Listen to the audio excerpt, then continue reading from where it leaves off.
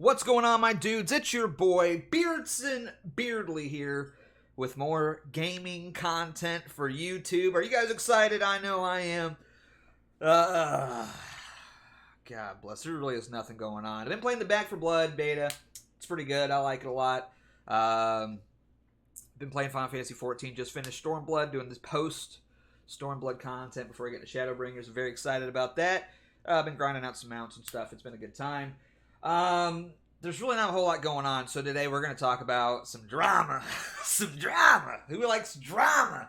Everybody loves drama, right? Well, you guys know that game Gone Home. Everybody remembers Gone Home, right? The indie darling, one of the greatest games ever created of all time. Masterpiece. Should be hung on the walls next to Da Vinci and Michelangelo. You know, it was so amazing. No, it was a huge piece of shit. Which basically popularized the term walking simulator, which is now used as a derogatory term towards any indie game that's boring as shit. Yeah, so the writer and creator of that game, his name's Steve Gaynor, is getting canceled. His pussy is getting canceled in front of everybody, and you love to see it. He actually wrote a statement, and we're going to read that statement right here. Hi, all. I have a statement to share about my role at Fullbright Games. Earlier this year, I stepped back from my role as creative lead on Open Roads. My leadership style was hurtful to people that worked at Fullbright, and for that, I truly apologize. Oh, no! Please, Steve, come back. You're such an indie darling.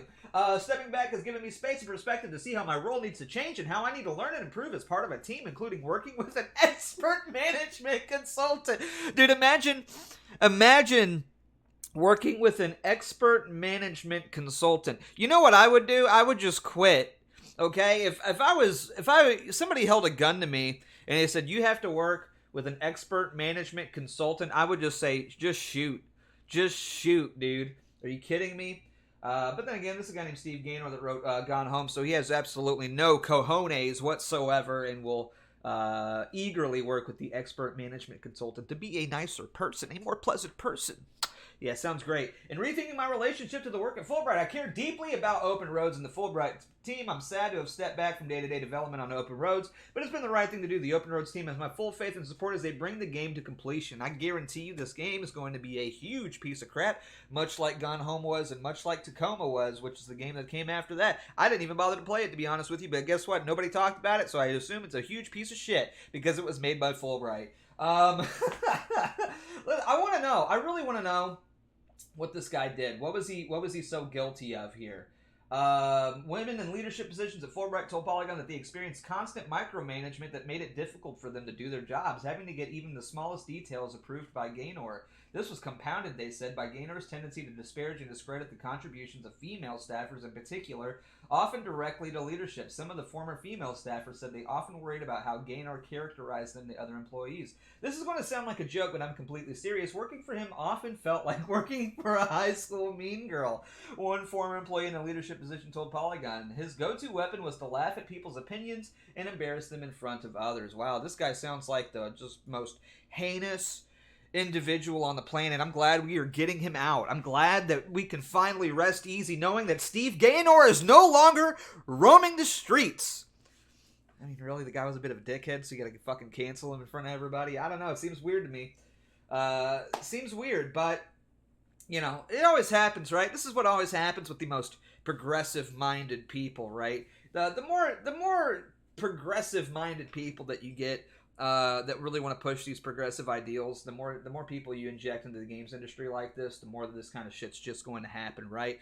I'm not seeing any complaints about any, like, creepiness or sexual harassment of any kind. The guy is literally just getting canceled for being kind of a jerk here.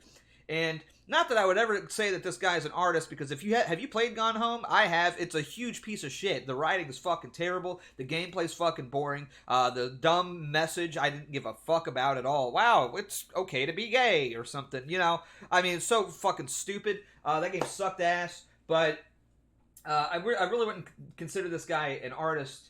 Is what I'm trying to get at here. But, you know, this is just kind of what happens with the artist types. Artist types are very controlling. They want their vision to be fulfilled. And then you get a bunch of, progressive purple-haired women in there that want to tell him what to do and how to do his job or whatever. And yeah, he's probably gonna be a little bit of a dick about it. You know what I mean? That's the way that I see it. I can't believe I'm actually defending this guy.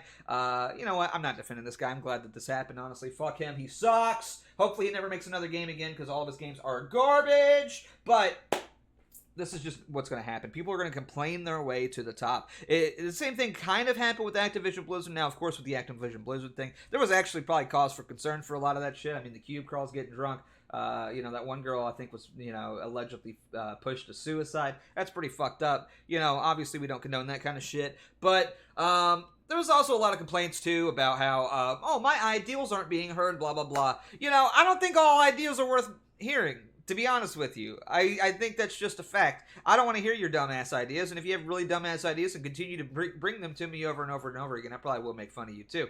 To be honest with you, I'm probably not a good person to work for. But I think you're just going to get more and more of this. People who have absolutely no merit at all, who manage to worm their way into the games industry because they know somebody, right? They're just going to sit there and try to complain their way to the top. You're just going to see the old guard getting basically taken out back in old Yellard because they were dismissive of a female's idea, right? We have to listen to all female ideas because if it comes from a female, that means it's inherently good, right? That means it's inherently good. So we have to listen to it and we have to implement it into our game. Now, this is just going to continue to happen. I mean, this is what happens, though.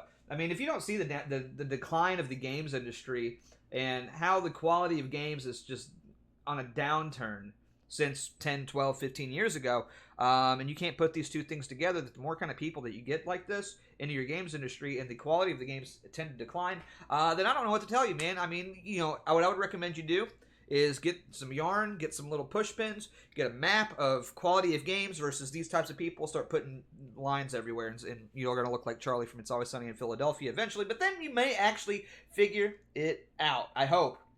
Because if you don't, then you're probably a very stupid person that can't put these things together. The more types of people like this, the more progressive ideals, and this it always happens with these kinds of people, right? It's never with like a normal person, right? Every time something like this happens, it's some lady with purple hair that's wearing a intersectional feminist type shirt, whatever, that's making a game about how trans women are wizards and they remove people's genitals with a wand or something. Always something really stupid and outlandish like that. This is what always ends up happening. The games are just going to continue to get worse and worse and worse the more that people try to complain their way to the top. And eventually, the games industry is just going to tank because no one's going to want to play this crap anymore. Okay? And I can't wait for that day, to be honest with you. Don't get me wrong. I love video games to death. I'm having such a blast playing video games like Back 4 Blood and Final Fantasy XIV. Having a blast. I mean, there's games I'm looking forward to, like Battlefield, I think is going to be really good this year, surprisingly. I'm excited for the new Call of Duty patch, to be honest with you, man. They're adding like a Among Us type mode that sounds lit. They're bringing some old maps back because that's all they know how to do. Let's be real. But I'm excited for games, but I just genuinely don't like the direction that the games industry is taking. It's pay us more money for shittier content. That's just the way that it is, and that's the trend that's been going on for quite a while now. Especially with them charging $70 for games, like bullshit. Get the fuck out of here! I had to pay $70 for Ratchet and Clank, and I beat that shit in like 10 hours, dude. Are you fucking kidding me? That's ridiculous. I used to have a metric, right? When I was broke and poor, I used to have a metric, and I think this is a metric that everybody should be able to use. $1 for 1 hour of entertainment. I think that's fair. That's like the standard, too. Like, that's like the bare minimum for me. $1 for 1 hour of entertainment is a pretty good ratio, right? Even if it's $2 for like an RPG that you're going to get 80 hours of or something like that, that's a pretty good ratio, right? That's pretty good. Multiplayer games, obviously a big bang for your buck there. Now, though, again, it's just money, and the games are just absolute ass. Not to say that Ratchet and Clank was a bad game. It was an absolutely fantastic game, but yeah, it was over in a fucking like that. And they're going to charge me $70 for this? Really? And that shit's never going to go on sale either. That's the worst part about it, right? But this is it. This is where we're at with the games industry now. So I know I'm kind of throwing a lot out there, and I was really just wanting to talk about this Gone Home guy, because that game was a piece of shit. I mean, really, honestly, I think everybody should play it. Just to see how bad it is. It really is that bad. It is so fucking boring. You can beat it in 2 hours, 3 hours. I think that's how long it took me. The writing was just very hackneyed and stale. Wasn't very relatable at all, and just really boring. It's a really boring game, and you know, a lot of people are like, "Oh, but it's kind of spooky because you're in a house." It's like, no, nothing happens. Absolutely nothing happens. Imagine you're watching a horror movie, right? And nothing happens. It's just a person going through a house, and it's kind of dark and atmospheric, but it's boring. That is Gone Home. And then it turns out it's like, oh, my sister's a lesbian or something, and she ran away from home because reasons. Yeah, I didn't even bother to play Tacoma. It didn't look like it was really good. And this Open Roads game, I mean, let's just watch like a second of the trailer here. Let's just watch a second of the trailer here. Okay? Name is Testavine, and the world is passing me by. Yeah, this looks like shit. I'm not fucking... Like, that's all I needed to see. That is all I needed to see. Oh, woman narrator with fall atmosphere. Yeah, pass. I'm out. Get the fuck out of here. The game looks like a piece of shit. I'm not playing it. You shouldn't play it. Nobody should play it. And hopefully the studio will just go and eat dirt. That's what I hope. So, that's it for today. I'm going to do another video maybe tomorrow talk about the games I'm excited about coming into 2021. Because the year's almost over, to be honest with you. It's kind of crazy to think that the year's almost over. So... yeah, we're gonna do a video, kind of a countdown of like the games I'm most excited about. Hopefully, you guys feel the same way about a lot of these games, and maybe we can play some of them together to be awesome. Can't wait. But yeah, that's really all I got going on right now. There's not a whole lot going on. Gamescom's coming up pretty soon, so hopefully we're getting some news out of there. And of course, I'll try to cover all of that stuff, all the at least the big announcements. I'm not going to cover every single announcement because honestly, who gives a fuck? But that's it for me today. Beards and Beardly signing out. Like, subscribe, comment. Let me know what you think. And, yeah, stop hiring these people. Just stop hiring them. That's all you have to do to save the games industry. Stop hiring these fucking people. All right, bye.